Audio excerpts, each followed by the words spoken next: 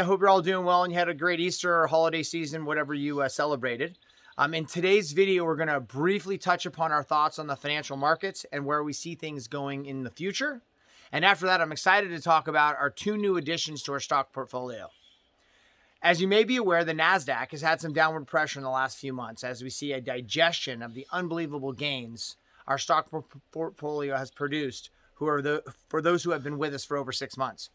There's no way for our ETF portfolio clients to access this new space yet that I'm going to speak about, but it's only a matter of time before an ETF exists and we'll be on it. So the recent rotation out of tech stocks is likely just temporary. Part of the downward pressure is rising interest rates. As you're probably aware, interest rates have been adjusting higher from super depressed levels, and this is a good thing. But rising rates puts pressure on high-flying technology names and is creating some short-term uncertainty. One reason rates are going up is the expectation of higher economic growth, which is represented by the GDP.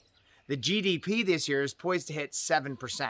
GDP, for those who don't know, is a measurement that calculates the value of goods and services produced and has always been one of the main indicators reflecting the financial temperature of the country. With GDP at 7%, there's no way the 10-year Treasury rate should be at 1.75, what it is today, let alone almost the half of 1% it was last year. The 10-year Treasury should be higher. It's likely it will continue a slow and steady rise up to 2.5% to 3%. That's what our thinking is. Even with these rising rates, we feel that buying the right names in the market will lead to higher account values, which is what we all want. Now, Biden just proposed a $2 trillion infrastructure package, which is likely to get approved.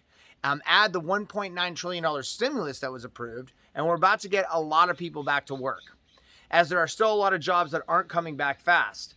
Think of the service and travel industry as one example.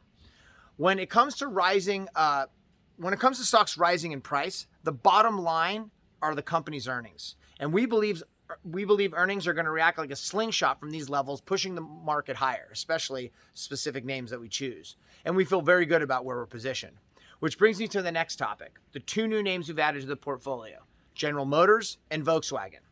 We believe there is an explosion coming in this space.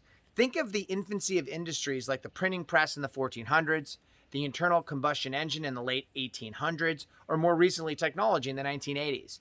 That's where we feel we are today with electric batteries in cars. We believe that electric batteries in cars are about to undergo an explosive growth phase. And we've been doing extensive research to find stable companies that are bound to take advantage of this revolution. Volkswagen, as an example, has the 3 leading batteries on the market and are about to bring 3 more newer generation batteries to market. And they're making 15 times the batteries Tesla's making. Not only are they using these batteries for their own fleet of cars, but they have a lot of the high-end market.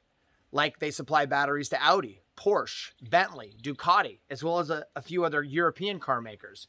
VW also has a 25% stake in QuantumScape, which is a company in the process of working on mass producing a solid-state lithium-ion battery. These batteries are miles better than the ones used today as far as power and lifespan goes. If QuantumScape succeeds, and we believe they will, it will help give Volkswagen an even bigger edge over companies falling behind the curve and likely earn them more battery clients. The other company poised to capitalize on the electric car explosion is GM. GM is slated to have their whole fleet to be electric by 2025. And get this, it's 30% cheaper to manufacture electric cars. The engine of an electric car has about 20 moving parts, and the internal combustion engine has over 2,000 moving parts. Think about that. It's crazy, right? Ultimately, this means they're going to have a lot better margins in making cars. The car makers will take a hit on service, as electric cars won't need as much service, and a lot of the service they will need will be done by Wi-Fi updates. I know, it sounds crazy. I personally am very excited about the opportunity here. If you think about Disney as an example that we added early last year to the portfolio, we added Disney because of their Disney Plus offering. Disney decided to take all of their content back from cloud-based services like Netflix and start their own cloud service called Disney Plus. As Disney jumped into what we like to call the new economy, we've seen Disney rise from where we initially bought it, around $130, up to about $190 today. That's a 50% plus increase in 1 year. We're always looking for mature, profitable companies who are poised to benefit from big developing trends. So I hope you enjoyed this information. And as usual, if you have any comments or questions, please reply to this email.